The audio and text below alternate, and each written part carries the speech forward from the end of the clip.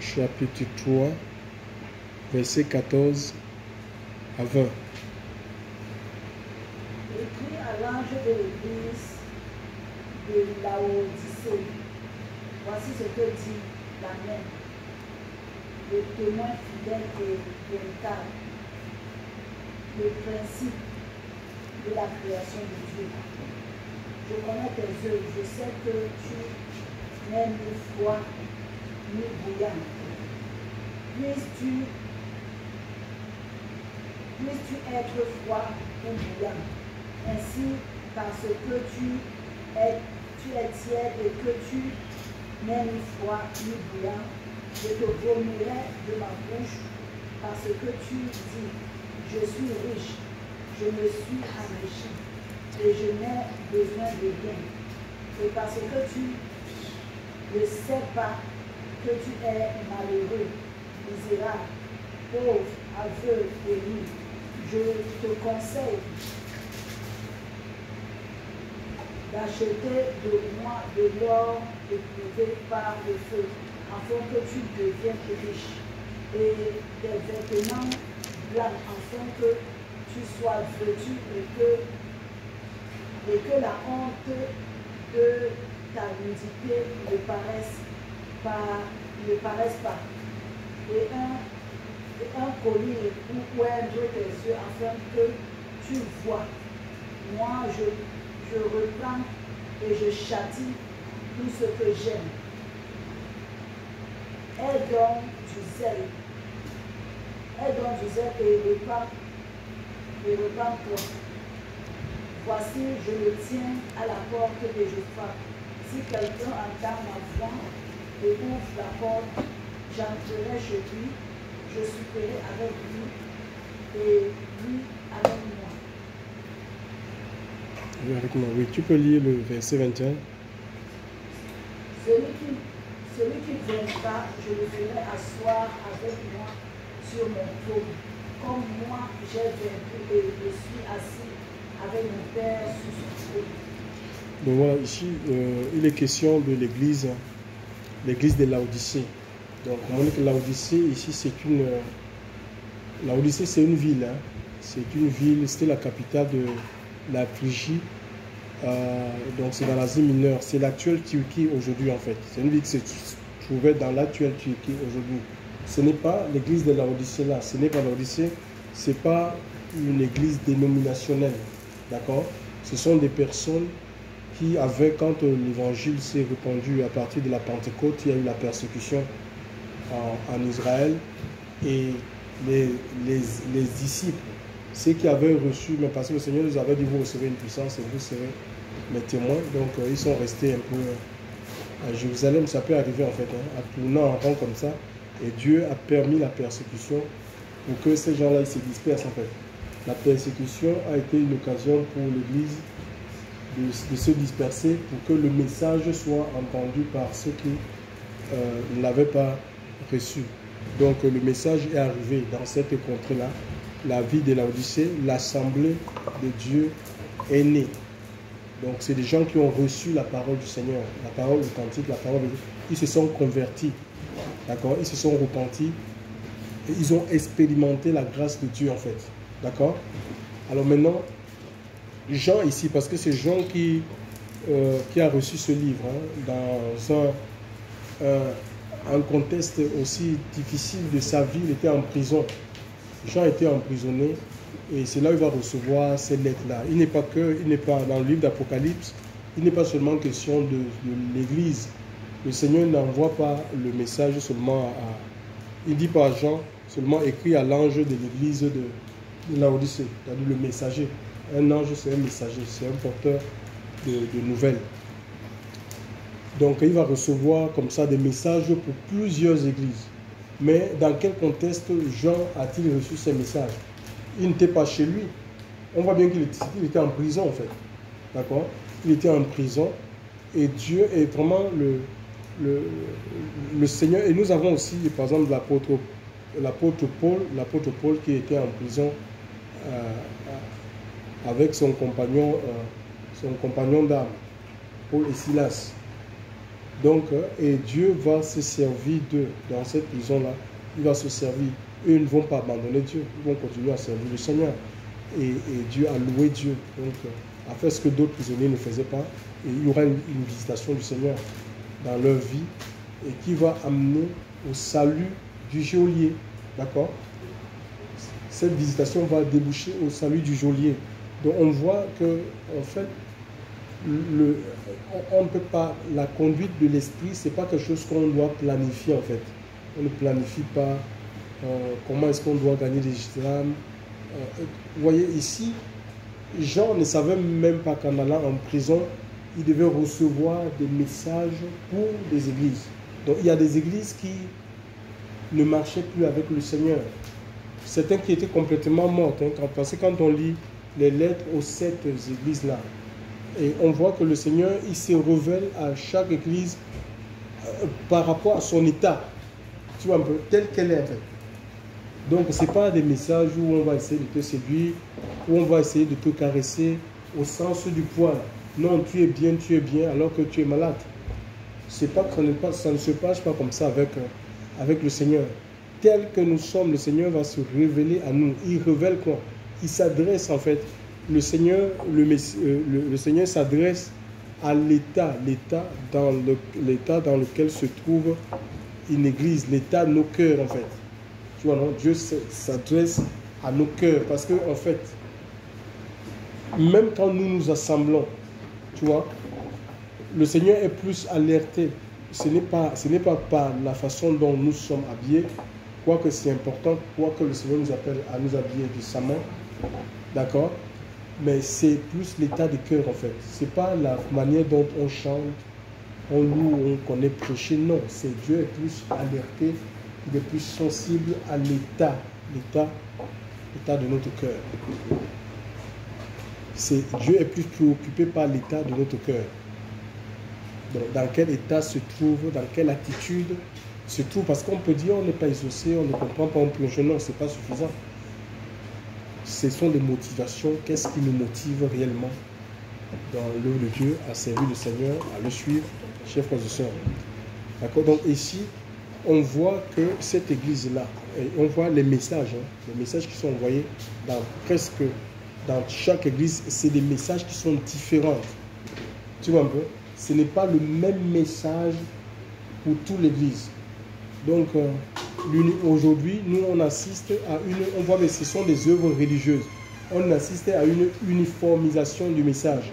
Même quand quelqu'un est à la base d'une œuvre, qu'est-ce qu'il fait? C'est lui, c'est l'apôtre, c'est le visionnaire, c'est la prophétesse. Et puis, c'est la prophétesse qui dit, bon, voilà, pour cet été, nous allons rester que dans le livre, c'est le livre de Daniel qui doit être prêché dans tous les sectes qu'il a fini de créer à gauche à droite.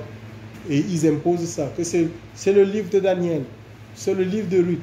Ce n'est pas ça la conduite de l'Esprit.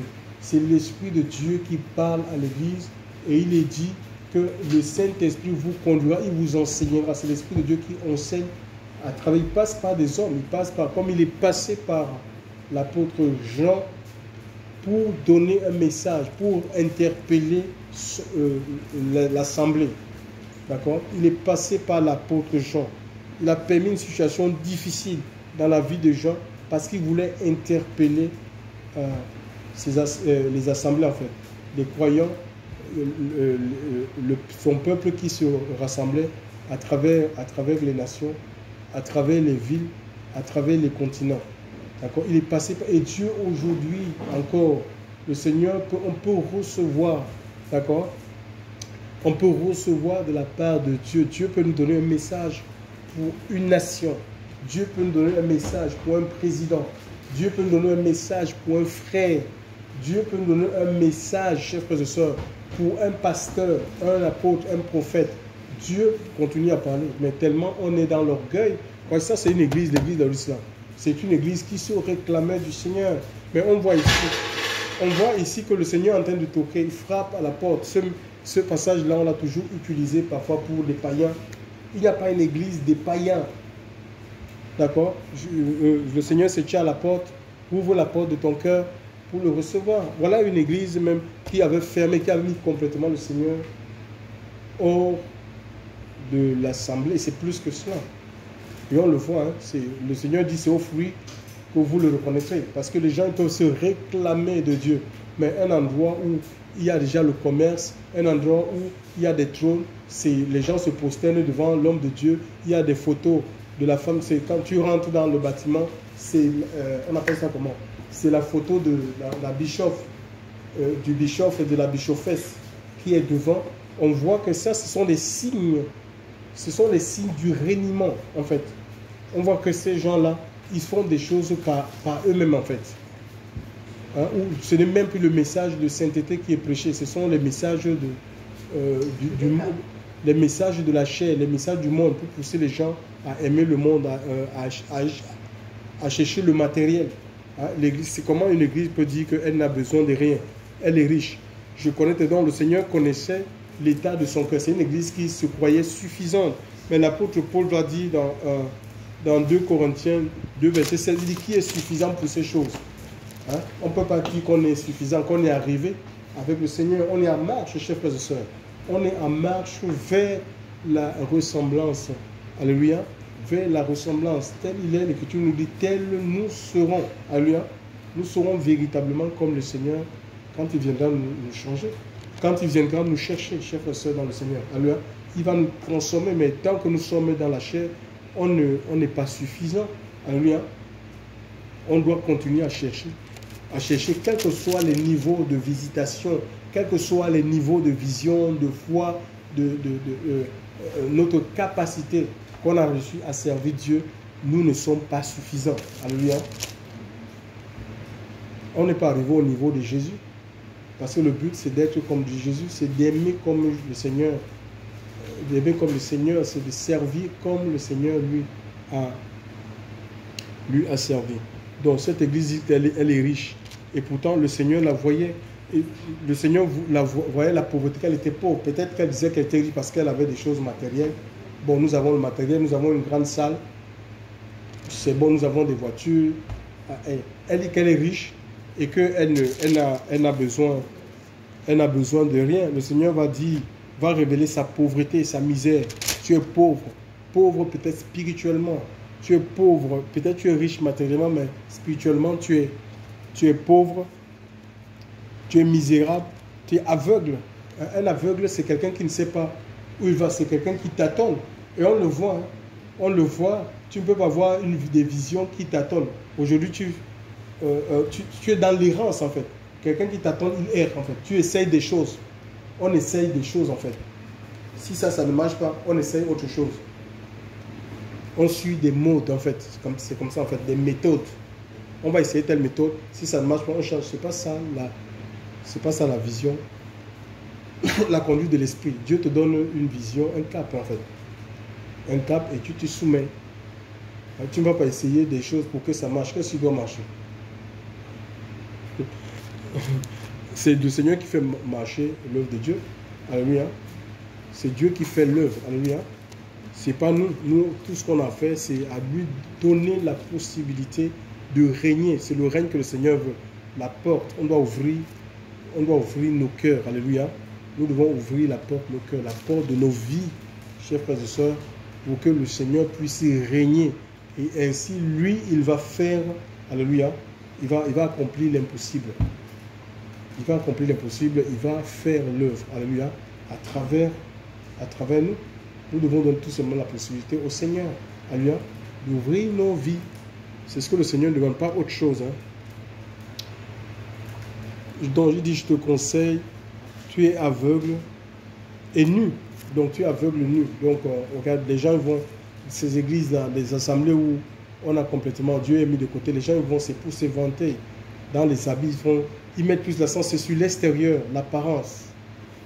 Hein? On va dire, oh là là, t'es beau, t'es machin. Hein?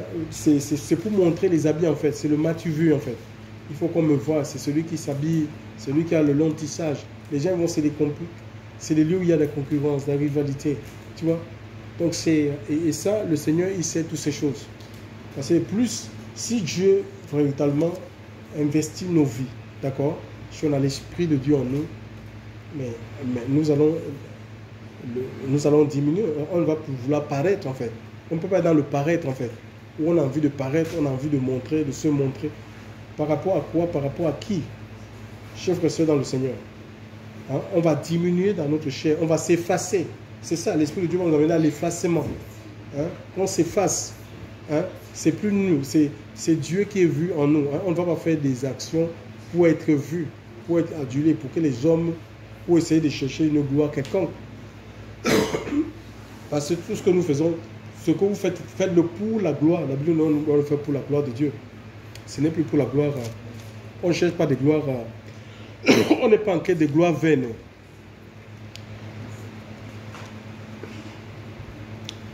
Donc cette assemblée était nue, elle était pauvre, elle était misérable, elle était aveugle. Mais pourtant, ici dans le prophète, par exemple, c'est pas qu'ils étaient nus, hein. C'est des gens qui avaient, parce que Laodicée, là, ça veut dire, en grec, ça veut dire justice du peuple, en fait. C'est un peuple, justice ou jugement du peuple. D'accord? Ça veut dire que c'est le peuple qui est son propre juge. Qui juge ce qui est bon pour lui, oui. Justice, le peuple se rend justice lui-même. Dieu, tu es comme ton propre juge. Bon, Dieu, je te donne, c'est une assemblée où en fait, on pense qu'on a un Dieu, où en fait c'est Dieu qui doit obéir aux ordres en fait. On est comme son propre Seigneur. Oui, bon, Seigneur, je te donne 2 ans. Si cet homme-là ne vient pas, ben j'abandonne la foi. Qu'est-ce que ça peut bien faire à Dieu? Si tu te retires, tu vas te perdre. Voilà, c'est comme ça que ça fonctionne. Tu me donnes un travail, mais je veux un travail de 4 000 euros. Seigneur, je veux que tu me donnes un travail de 4 000 euros. Vous voyez, c'est l'aveuglement. Dieu ne fonctionne pas comme ça. Dieu peut te donner, il n'a pas besoin, pour être passé dans sa tête, pour être heureux, il faut avoir un salaire de 4 000 euros. Surtout comme la vie tout a augmenté actuellement. Ça ne marche pas comme ça, c'est pas comme ça que le Seigneur, même dans un contexte de crise actuelle, tu peux gagner même 500 euros et le Seigneur fait que tu vives mieux. Il te met, tu as l'abri du besoin. C'est la faveur de Dieu qu'on a besoin, chers frères et sœurs. Alléluia. La grâce de Dieu, la Bible dit que c'est plus que l'or. C'est plus que l'or et l'argent, chers frères et sœurs. C'est la faveur de Dieu. Donc, cette église, c'est elle qui définit. Seigneur, si tu ne me donnes pas ceci, voilà, je t'abandonne. Et parfois, quand elle ne reçoit pas des choses, elle est en colère. Elle se met en colère contre Dieu. Tu vois? Donc, Dieu n'est pas à notre service, chers frères et sœurs. Alléluia. C'est lui, il est sauveur et en même temps, il est Seigneur. C'est lui qui sait ce qui est bon pour nous, c'est lui qui nous conduit. Hein? Et aujourd'hui, nous, on bénéficie ce livre de Jean. De Jean, mais regardez dans quel contexte, c'est dans des grandes souffrances que Jean a pu écrire ce livre qui nous est aujourd'hui bénéfique. À partir de ce livre, on connaît ce qui s'est passé avant, des choses qui sont passées avant, des choses présentes, des choses actuelles. Qu'on parle de l'église même, l'église de Laodicée, c'est l'église de la fin, l'église qui réunit, l'église apostate. Et on connaît les choses à venir. Dieu ce livre nous parle des choses à venir, notamment le festin des noces de l'agneau, le jugement dernier. Chers frères et sœurs, on est alerté sur l'avenir, c'est ce qui va se passer dans l'avenir, chers frères et sœurs dans le Seigneur. Vous voyez? Donc, comprenons que le Seigneur n'est pas à notre service. Hein. Et dans le livre, par exemple, le Seigneur dit à cette église-là qu'elle est aveugle. Elle est aveugle dans un passage de Genèse 21, un peu comme... il y a un passage dans le livre de Genèse 21, verset 14 à 21. Je ne sais pas si quelqu'un peut lire. Genèse 21, verset 14 à 21. J'étais dans une assemblée ici, en France. Une grande assemblée, il y avait plus de 500 personnes quand on se réunissait. Je vous dis la vérité. Et les gens étaient contents. Ils disaient que Dieu m'a montré dans une vision où il y avait ce qu'on appelle la canicule. Et les gens ils mouraient en fait. D'accord? La canicule, donc une sécheresse spirituelle terrible. Mais pourtant, sur le plan naturel, il y avait du monde et c'était une souffrance. Il n'y avait pas d'eau. Il n'y avait pas, même le pasteur là, il souffrait. Celui qui était devant, il souffrait. Pareil, comme un avion. Il m'a montré pareil la même assemblée, comme un avion qui quand ça décollait, et ça ne pouvait pas rester dans les airs, et ça retournait, c'était à plat. Donc parce qu'il n'y avait pas suffisamment d'énergie, en fait, et l'équipage me dit que l'équipage n'est pas bon. Tu vois un peu. Et moi, j'ai servi auprès d'un homme qui disait que lui, ils n'ont besoin, il prêchait peut-être, il pensait que c'était seulement pour les autres assemblées. Mais quand le Seigneur il parle, c'est pas pour les autres. Il faut d'abord qu'on ramène ce qu'on dit à nous-mêmes, à notre assemblée, à notre environnement. Hein? Donc, il disait qu'on a besoin de rien. Il disait, nous, on a besoin de rien ici, on a tout ici. Et c'est comme ça qu'il avait rendu des chrétiens orgueilleux. Une fois, mon épouse et moi, on est partis dans une conférence. Mais on est rentré, mais les gens nous regardaient comme si, je ne sais, comme si on avait péché. Ça veut dire qu'on n'avait pas le droit de partir, voir ailleurs, non. Un séminaire, on est parti dans un séminaire. On est rentré, même non, on n'a pas besoin. On a besoin, on a tout ici. Non, on n'a pas tout. Nous connaissons en partie. C'est écrit, tu ne peux pas tout avoir. Tu ne peux pas tout avoir. On ne peut pas tout avoir, c'est pas possible ça. On n'est pas Christ, hein? Chers frères et sœurs. Donc c'est en partie, et c'est ce qui fait la beauté de l'Église, c'est ce qui fait la richesse de l'Église, c'est ce qui nous permet de nous compléter, alléluia, de nous enrichir mutuellement. Donc en colère, ben, on voit des gens qui pensent qu'ils sont suffisants, et après quoi, il est mort et son assemblée aussi est mort avec lui. Il disait que nous on a besoin de rien, on a tout. Non, on ne peut pas dire ça. On ne peut pas dire ça. Vraiment que Dieu nous garde dans l'humilité, dans la crainte, et qu'on enseigne la vérité au peuple de Dieu. C'est Dieu qui conduit ses enfants. On ne peut pas retenir les gens dans des systèmes. On a fini de mettre des systèmes en place où on retient les gens et pour les faire croire qu'ils sont dans la volonté de Dieu. Alléluia. C'est le message, ce qu'on doit plus rechercher, chers frères et sœurs. Alléluia. Nous allons revenir sur ça. C'est vraiment c'est l'intimité avec le Seigneur, pas autre chose. Tu peux nous lire le passage là? Genèse 21, oui. Genèse 21, verset 14 à 21. Donc c'est l'histoire de Agar en fait. Tu vois un peu. Agar avait été chassée parce que sa maîtresse disait qu'elle ne peut pas hériter, son fils ne pourra pas hériter avec le fils de l'esclave, oui. Donc parlant de Ismaël. Donc Abraham a fait une autre à cette dame-là. Et elle les a demandé de partir. Tu vois, ils sont allés et ils se sont retrouvés dans le désert, il n'y avait plus d'eau. Donc là où l'ange de Dieu se révèle à elle, tu peux lire. Jusqu'au verset du 14 au 21, oui. Abraham se leva de bon matin, il prit du pain et une outre d'eau qu'il donna à Agar et plaça sur son épaule. Il lui remit aussi l'enfant et la renvoya. Elle s'en alla et s'égara dans le désert de Beersheba. Beersheba, oui.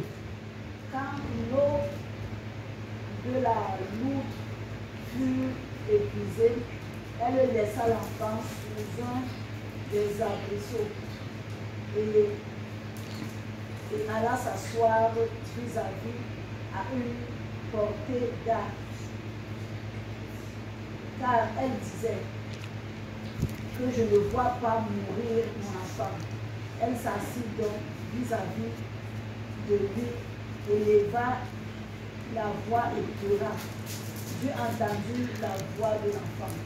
Et l'ange de Dieu appela du ciel Agar et lui dit: Qu'as-tu, Agar? Ne crains point, car Dieu a entendu la voix de l'enfant dans le lieu où il est. Lève-toi, prends l'enfant, saisis-le de la main, car je ferai de lui une grande nation. Et Dieu lui ouvrit les yeux et elle vit un puits d'eau. Elle alla remplir d'eau la loutre et donna à boire à l'enfant. Et voilà, regarde un peu. Donc on voit ici, il y avait un puits d'eau à côté d'elle en fait. Mais elle était empêchée de voir et l'enfant mourait. Elle avait jeté l'enfant sur un arbrisseau que ben, je ne veux pas voir cet enfant mourir. Pourtant il y avait un puits, mais puisque ses yeux étaient empêchés, il a fallu que l'ange de Dieu, que Dieu l'ouvre les yeux en fait. C'est comme ça en fait. D'accord? C'est-à-dire que tu peux avoir même, il peut avoir ta bénédiction là. Tu vois un peu, non? C'est à côté de toi là. Tu dis non, ça. Tu pries, Seigneur, il y en a plus comme ça.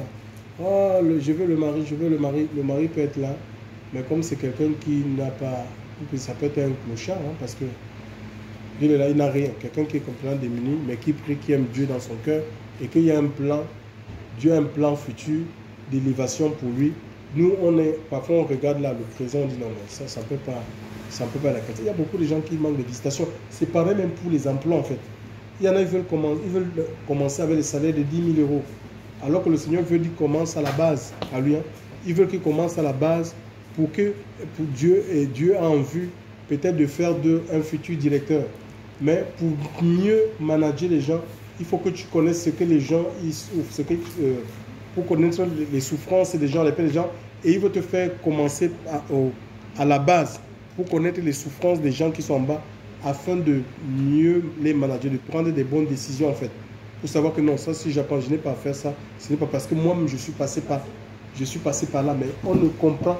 Je dis que les gens sont dans un fonctionnement complètement mécanique, chers frères et sœurs, raisonnés. C'est ça qui fait que beaucoup d'enfants de Dieu, ils souffrent parce qu'on a du mal à accepter la Seigneurie du cœur. On ne peut pas la conduite. Dieu nous donne une direction, on ne la veut pas.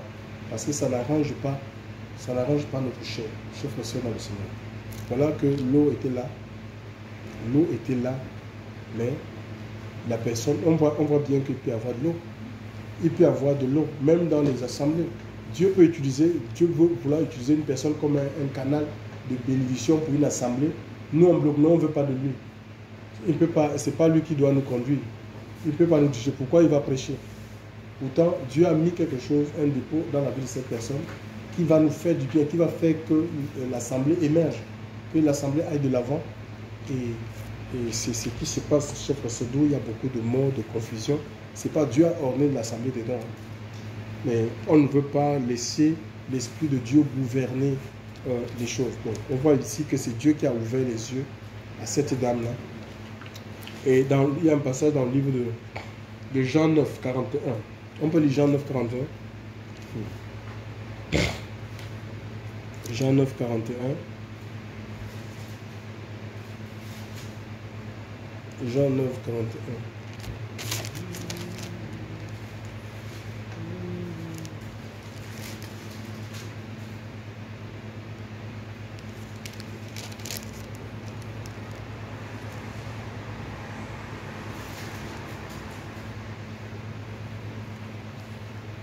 Joshua leur répondit, si vous étiez aveugle, vous n'auriez pas de péché. Mais maintenant, vous dites, nous voyons, c'est la cause que sera que votre péché demeure. Voilà, il dit, si vous étiez aveugle, vous n'aurez pas. C'est-à-dire vous allez accepter que moi je vous conduise. C'est une métaphore en fait. Hein. Mais parce que vous dites que vous voyez, vous savez tout, on ne peut rien vous enseigner. Votre problème subsiste. C'est comme ça en fait. Donc, il faut que l'Église doit accepter que Dieu puisse la conduire. C'est le Seigneur qui a racheté l'Église. Alléluia. Nous étions esclaves dans le monde, esclaves de Satan. Et quand on te rachète, quand on a racheté un esclave, un maître achetait un esclave, ça dit que cet esclave-là était au service du maître. D'accord? C'est comme ça, il est au service, il devient ce qu'on appelle la propriété. Donc l'Église ne peut pas être la propriété d'un homme ou d'un pasteur où tu vas te mettre à vouloir mettre des choses en place par toi-même, pensant que Dieu va venir agir. Non, ça ne marche pas comme ça, chers frères et sœurs. Alléluia. Le Seigneur, il dit, je bâtirai. Il dit, je bâtirai mon église. Et les portes du séjour des morts ne pérudront pas contre elle. Parce que ce que Dieu bâtit, chers frères et sœurs, ça résiste en fait. Ça résiste au temps, à l'épreuve du temps, à l'épreuve de la famine, de la soif. Ça va résister à la tentation, à la séduction, chers frères et sœurs, dans le Seigneur. Ce qui est bâti par le Seigneur et pour le Seigneur. Donc on doit se laisser, en tant qu'Église, on doit se laisser bâtir par le Seigneur. Il y a encore, ici, il parle de, je viens sur, il dit, je te conseille d'acheter, donc tu dis que tu es aveugle et nu, et je te conseille d'acheter de moi de l'or passé au feu. Donc, dans Ésaïe 55, par exemple, il dit venez aux eaux. Il est question d'acheter. C'est la parole de Dieu, en fait. L'or, c'est des matériaux. L'or, c'est des matériaux avec lesquels on construit dans l'œuvre de Dieu, en fait. L'or, c'est la nature de Dieu. Il dit, je vous conseille, venez aux eaux sans acheter de moi, de lait, tout ça, sans or ni argent. Donc, c'est avec la foi on achète les choses du royaume. Alléluia. C'est avec la foi qu'on obtient les choses de Dieu. Alléluia. Ce n'est pas en donnant de l'argent à un certain bishop pour qu'il prie, pour qu'il y ait un déblocage dans ta vie. Ce n'est pas vrai ça, chers frères et sœurs. Alléluia. On obtient les choses de Dieu, les promesses de Dieu par la foi. Alléluia. Et la foi, même, c'est un don de Dieu. C'est Dieu qui nous la communique. Gloire au Seigneur. Et il parle aussi des vêtements de moi, de l'or et au feu, afin que tu deviennes riche, et des vêtements blancs, afin que tu sois vêtu et que la honte de ta nudité ne paraisse pas. Donc, le vêtement, ça nous couvre, ça couvre notre nudité. Tu vois un peu? Et ces gens-là, c'est pas qu'ils étaient nus, mais c'est des gens qui étaient, en fait, ils avaient établi leur propre justice. Je vous ai dit que Laodicée, ça veut dire la justice du peuple. Tu vois, mais il y a une seule justice. Notre justice, c'est comme un vêtement, d'après le prophète Isaïe.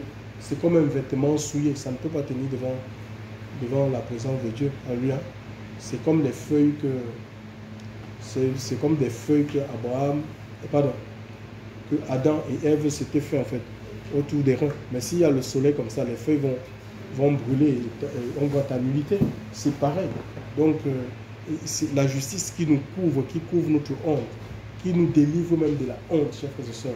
C'est celle que Dieu nous revêt. Alléluia. C'est la justice qui vient d'en haut. C'est une justice imputée. C'est Dieu qui nous l'impute. Alléluia. Tout simplement parce qu'on a obéi à l'œuvre de la croix. Donc, et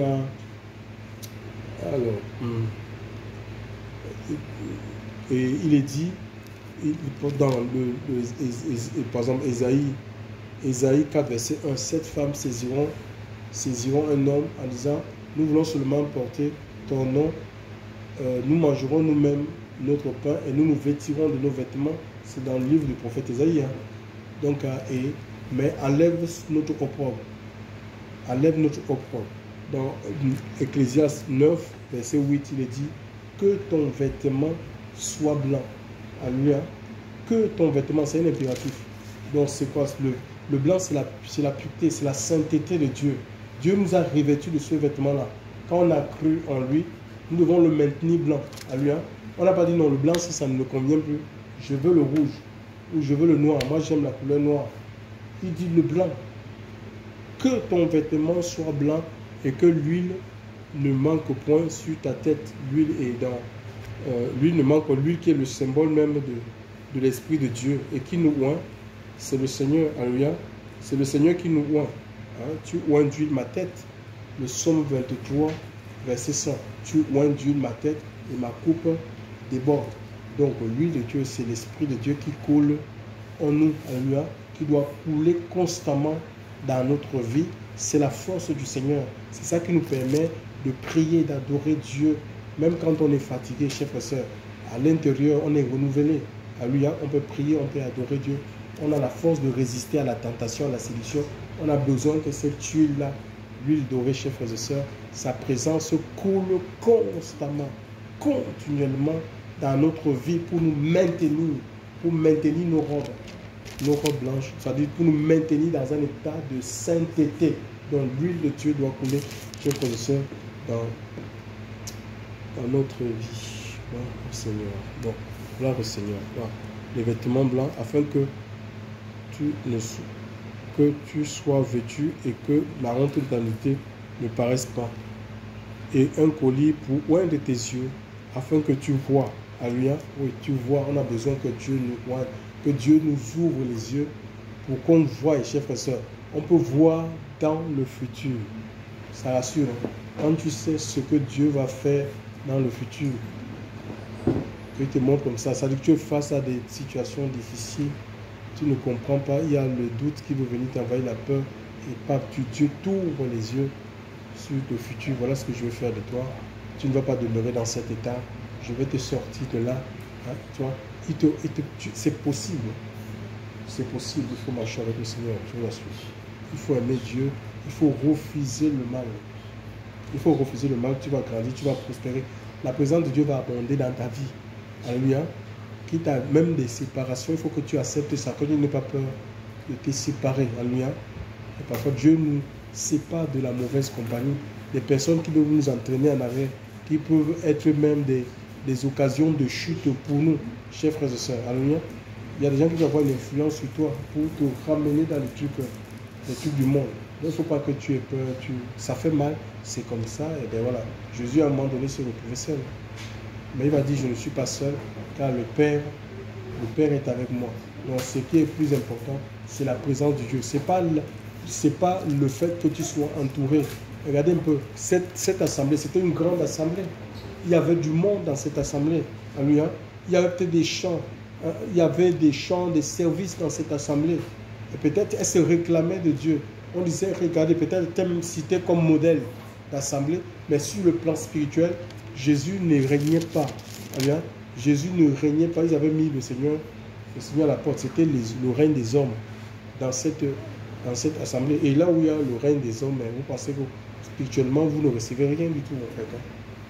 C'est le Seigneur qui doit régner, qui doit dominer, chers frères et sœurs, dans notre vie. De toute façon, si Dieu nous domine en nous, ce n'est pas qu'on ne va pas respecter les hommes, mais on a le discernement. Alléluia. On a le discernement pour savoir que ça, je peux suivre. Ce qu'on a entendu, c'est de Dieu. Je peux suivre là, je peux adhérer. Tu vois, mais ça là, c'est pas de Dieu, je mets de côté. Chers frères et sœurs dans le Seigneur. Si nous, on avait suivi les hommes, accepté les choses des hommes, on ne serait pas à ce niveau-là. On ne serait pas à ce niveau. Peut-être je ne serais même pas en France. Si j'avais écouté que les hommes, on dit que vous soyez soumis aux hommes de Dieu, sont soumis. Oui, soumis aux hommes de Dieu qui sont soumis à Dieu. Si un homme de Dieu n'est plus soumis à Dieu, mais non, tu ne peux pas te soumettre à ce genre d'autorité. On ne peut pas se soumettre à une autorité qui n'est pas soumise à Dieu, ou à une loi qui n'est pas soumise à la loi de Dieu. On dit que oui, les hommes peuvent se marier avec les hommes. Après, on dit parce que ce sont les autorités, comme l'autorité vient d'eux, ils ont décrété ça. Mais c'est une loi anti-biblique. Je ne peux pas me soumettre à cette loi.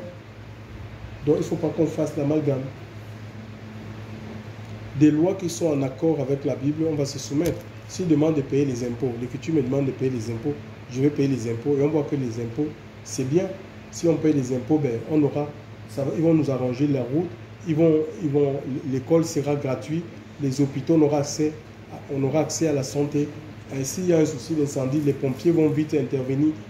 Donc, c'est ce à quoi ça sert. Donc, ce n'est pas mauvais. Ce n'est pas mauvais en soi.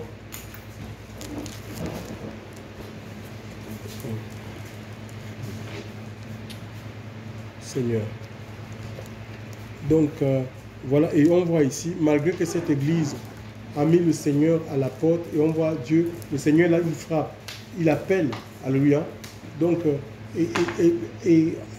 parce qu'en fait, avant de vomir quelqu'un, de rejeter quelqu'un, ça ne se passe pas instantanément, oui, non. Il y a un temps que Dieu, le Seigneur, accorde à cette personne. Hein. Dieu use de patience, nous dit l'Écriture, ne voulant pas que le pécheur périsse, mais qu'il se repente. C'est tout. Donc, il y a la patience de Dieu qui est salutaire pour chacun de nous, pour chacune de nous, même pour les assemblées. Alléluia. Dieu est patient. Alléluia. Et c'est pour nous amener tout simplement à quoi? À la repentance. Et la repentance, c'est ça qui va produire le salut. Chers frères et sœurs dans le Seigneur. Alléluia.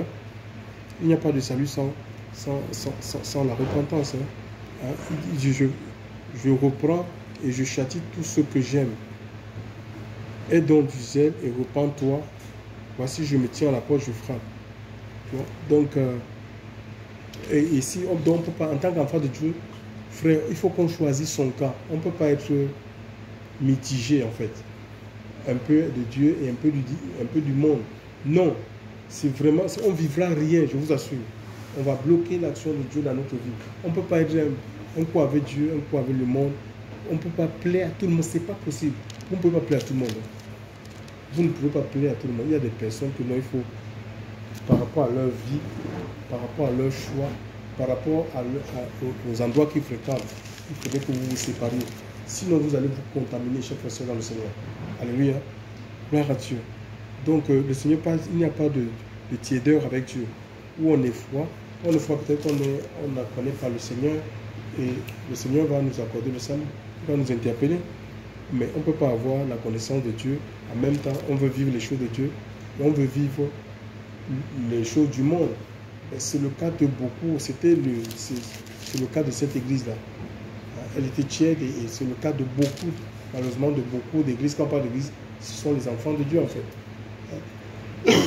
Et ils réclament, ils veulent que le Seigneur fasse des choses dans leur vie. Non, chers frères et sœurs, ça ne marche pas. Il faut qu'on se donne entièrement, alléluia, à Dieu. Et nous allons voir le Seigneur à nos côtés. Donc, et il dit, celui qui est vainqueur, j'entrerai.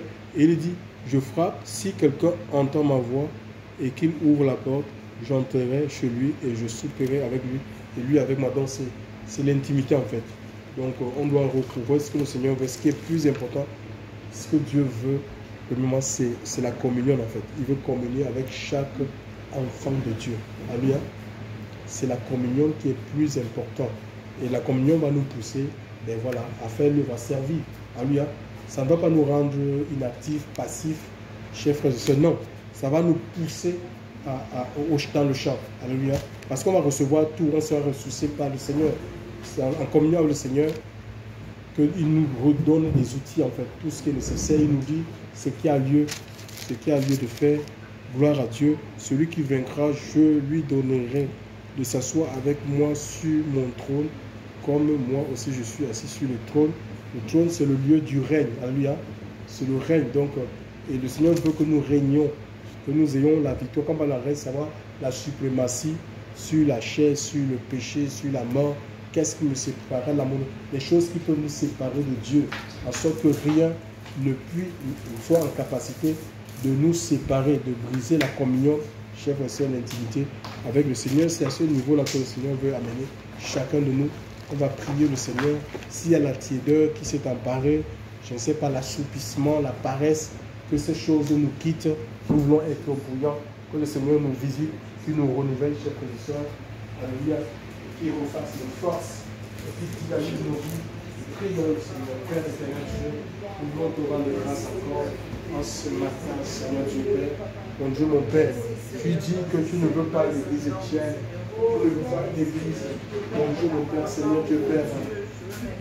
Mon Dieu, mon Père, Seigneur Dieu Père.